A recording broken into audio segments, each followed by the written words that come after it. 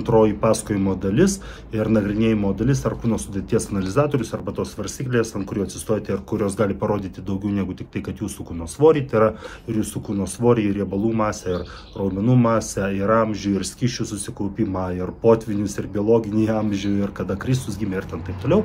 Taigi analizatorius parodo bendrą liesą raumenų masę. Kad kūno masės indeksas jau savo apibrėžime turi tokią išlygą, kad jisai neturi būti taikomas vaikams, pagyvenusiems asmenims, moterims, kurios yra besilaukiančios kūdikio, maitinančios kūdikį ir taip pat sportininkams. Tai jeigu jūs esate sportininkai, kūno masės indeksas jums neturi būti taikomas, nes jūsų bendra raumenų masė yra didesnė negu įprasto žmogaus ir tada jūs vertinant pagal kūno masės indeksą, gausis, kad jūs esate amžinai nutukę. Nes pagal kūno masės indeksą netgi aš, kai lipu į varžybinę sceną ir tas mano kūno riebalų sluoksnis būna žemesnis negu yra optimalusis, pagal kūno masės indeksą aš būčiau nutukęs.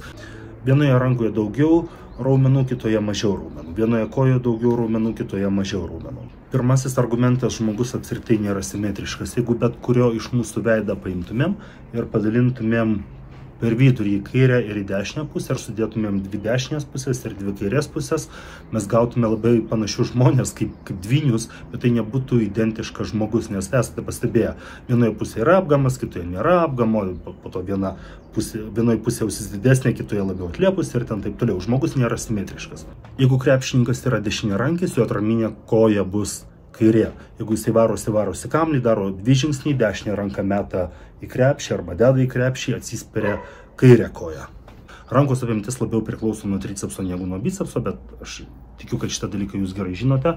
Tai šoninės pozas, krūtinę iš šono, tricepsą iš šono nuo 2013 metų aš rodau iš kairės pusės, nepaisant to, kad aš esu dešiniarankis. Jei jums ši informacija, kurie čia dalinuosi, pasirodė naudinga, tada daugiau mano turinio, treniruočių, mitybos, maisto papildų, motyvacijos, disciplinos temomis, kur aš kalbu po 40-60 minučių, galite rasti Contribui platformoje, apačioje dalinuosi nuorodą, kur ji yra. Prisijungimo kaina yra tik tai 5 eurai per mėnesį ir ten yra jau virš 50 išsamių paskaitų. Turėdami tos prisijungimus, taip pat jūs turite galimybę klausti manęs ir gauti mano atsakymus apie jūsų treniruotes, apie jūsų mitybą ir taip pat gauti mano 20 ir daugiau jau netgi metų treniruočių, dietos laikymosi, dalyvavimo varžybose patirtį.